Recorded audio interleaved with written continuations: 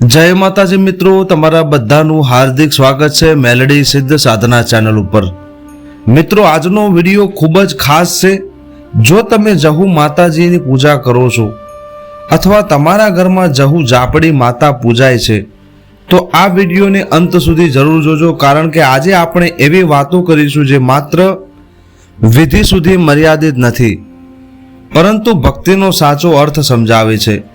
મિત્રો, આજના સમયમાં ઘણા લોકો એક વાત કહેતા સાંભળવા મળે છે કે અમે તો વર્ષોથી પૂજા કરીએ છીએ છતાંય જીવનમાં મુશ્કેલીઓ કેમ આવે છે।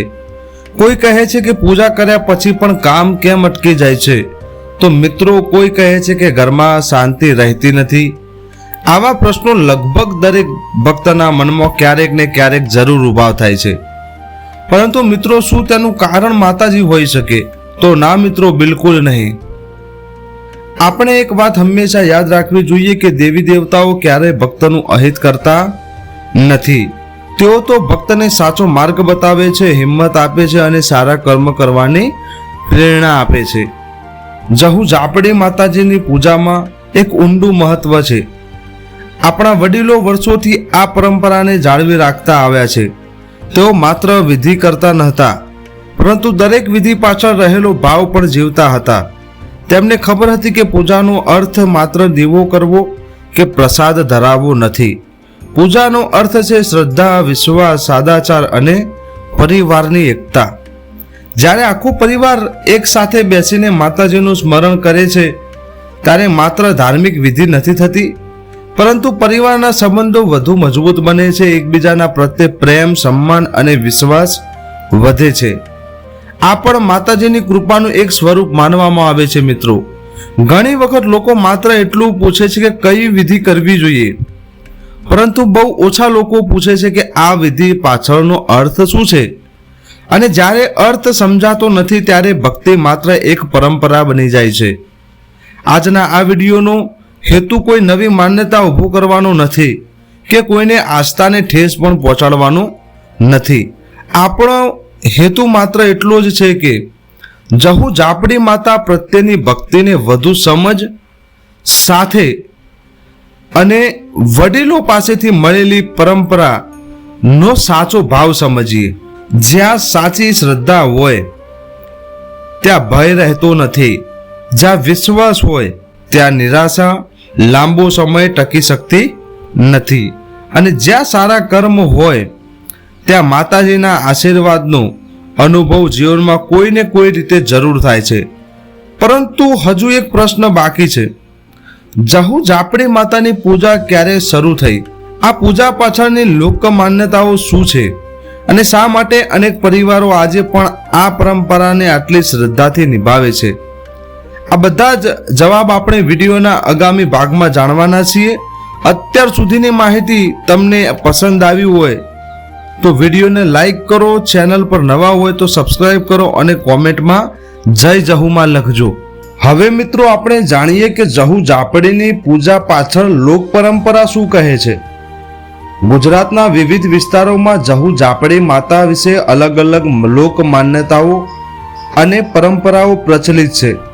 દરેક સમાજમાં વિધિમાં થોડો ફેરફાર જોવા મળે છે, પૂજવામાં થોડો ફેરફાર જોવા મળે છે, પરંતુ એક વાત લગભગ બધે જ સમાન જોવા મળે છે, માતાજી પ્રત્યેની અડગ શ્રદ્ધા। આપણા વડીલો કહેતા હતા કે કોઈ પણ પૂજા માત્ર દેખાડા માત્ર ન કરવી જોઈએ। પૂજા એ ભગવાન અથવા માતાજીને ખુશ કરવાનો વેપાર નથી, પરંતુ પોતાના મનને શુદ્ધ કરવાનો માર્ગ છે। વિચાર કરો મિત્રો, જો કોઈ વ્યક્તિ સવારે માતાજીની પૂજા કરે અને આખો દિવસ ખોટું બોલે, કોઈને દુઃખ પહોંચાડે, છેતરપિંડી કરે અથવા અહંકાર રાખે, તો શું માત્ર પૂજાથી જીવનમાં શાંતિ આવી જશે? આ પ્રશ્નનો જવાબ આપણું અંતરાત્મા જ આપી શકે છે, કારણ કે સાચી ભક્તિ માત્ર હાથ જોડવામાં નથી, પરંતુ જીવનમાં સારા વિચારો અને સારા કર્મ ઉતારવામાં છે। જહુ જાપડી માતાની પૂજા આપણને એક સંદેશ આપે છે કે ભક્તિ સાથે નમ્રતા, દયા, સત્ય અને સેવા પણ હોવી જોઈએ। ઘણા લોકો એવું પૂછે છે કે શું માતાજી દરેક મનોકામના પૂર્ણ કરી શકે? શું માતાજી મારા બધા કામ કરી શકે? મિત્રો, લોક આસ્થા મુજબ માતાજીના પોતાના ભક્તને આશીર્વાદ આપે છે, પરંતુ સાથે સાથે જીવનમાં યોગ્ય માર્ગ પર ચાલવાની પ્રેરણા પણ આપે છે. ક્યારેક આપણે જે માગીએ છીએ તે મળતું નથી, કારણ કે કદાચ સમય યોગ્ય ન હોય અથવા આપણા માટે કંઈક વધુ સારું નિર્ધારિત હોય. એટલે જ વડીલો કહેતા હતા, માતાજી ઉપર વિશ્વાસ રાખો, પરંતુ સાથે સાથે કર્મો પણ સારા કરો. મિત્રો, એક બીજી મહત્વની વાત, આજના સમયમાં સોશિયલ મીડિયામાં ઘણી એવી વાતો ફેલાય છે કે આટલી વાર આ મંત્ર બોલો તો તરત ચમત્કાર થઈ જશે, અથવા આ એક ઉપાયથી બધા પ્રશ્નો દૂર થઈ જશે. આવી દરેક વાતને આંખ બંધ કરીને સાચી માની લેવી યોગ્ય નથી. આસ્થા રાખો, પરંતુ સમજ સાથે રાખો. પરંપરાનો આદર કરો, પરંતુ અંધશ્રદ્ધાથી દૂર રહો. જહુ જાપડી માતાની ભક્તિ, સાચી કૃપા ત્યારે અનુભવાય છે મિત્રો, જ્યારે ભક્તનું મન નિર્મળ હોય, પરિવાર પ્રત્યે પ્રેમ હોય અને જીવનમાં સાદાચાર હોય. હવે સૌથી મહત્વનો પ્રશ્ન, જહુ જાપડી માતાની પૂજા કરતી વખતે ભક્તોએ કઈ કઈ બાબતનું ખાસ ધ્યાન રાખવું જોઈએ અને એવી કઈ ભૂલો છે જે ટાળવી જોઈએ? આપણે આ તમામ મહત્વપૂર્ણ વાતો કરી લઈએ. મિત્રો, હવે વાત કરીએ સૌથી મહત્વની બાબતની. જો તમે પણ જહુ જાપડી માતાજીની પૂજા કરો છો તો કેટલીક બાબતો જીવનમાં હંમેશા યાદ રાખજો.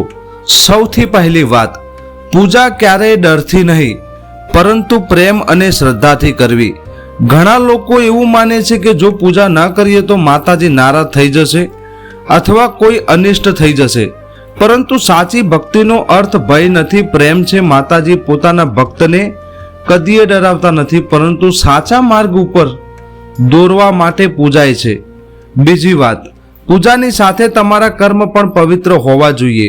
જો ઘરમાં રોજ ઝઘડા થાય, વડીલોનું અપમાન થતું હોય, ખોટું બોલવાની ટેવ હોય અથવા કોઈનું દિલ દુભાતું હોય તો માત્ર વિધિથી જીવનમાં શાંતિ મળવી મુશ્કેલ છે. મિત્રો, સાચી ભક્તિ ત્યારે જ ફળ આપે છે જ્યારે આપણા વ્યવહારમાં પણ ભક્તિ દેખાય.